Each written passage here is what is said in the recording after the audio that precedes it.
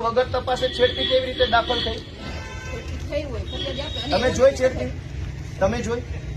તમે પોતે ત્યાં ઉભા હતા, તમે પેલી બેન ને ધક્કો મારીને બહાર લઈ જાવ છો. એ તો સાહેબ એ તો પછી હું આવી હતી, એ પેલા તો બનાવ બન્યો. તમે છેડતી જોઈ? ત્યાં છેડતી કરવા ગયા હતા લોકો? બનાવ બની હું શું કહું, છેડતી કરવા ગયા હતા ત્યાં? એ છેડતી કેન્દ્ર છે, એ કોલેજ છે, તો ત્યાં છેડતી કરવા ગયા? કોલેજ છે, આ કોલેજ કેમ છે? તો ટેકાના ભાવની ખરીદી કરનારા લોકો ખેડૂત પાસેથી પૈસા માંગે છે, એના માટે થઈને કોઈ એમને જાણ કરી, તો આનું શું છે? એક મિનિટ, તમે એમ કહો જ્યાં રજૂઆત કરવાનો એને કરો. પ્રાંત અધિકારીને 18, 19, 20 તારીખે 3 વખત રજૂઆત કરી. આરએસસી કલેક્ટરને 18 ને 22 તારીખે 2 વાર રજૂઆત કરી.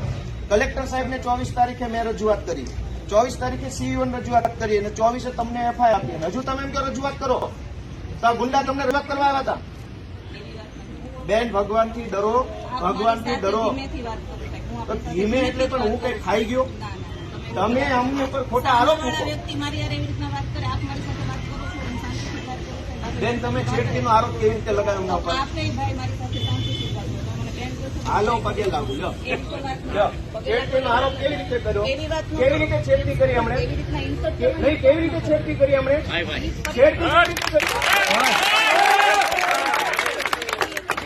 હરિયાળીનો બધું કે છે, મેં કીધું. પગે લાગુ તમને, પગે લાગુ. લો, છેડતી કેવી રીતે કરી બેન?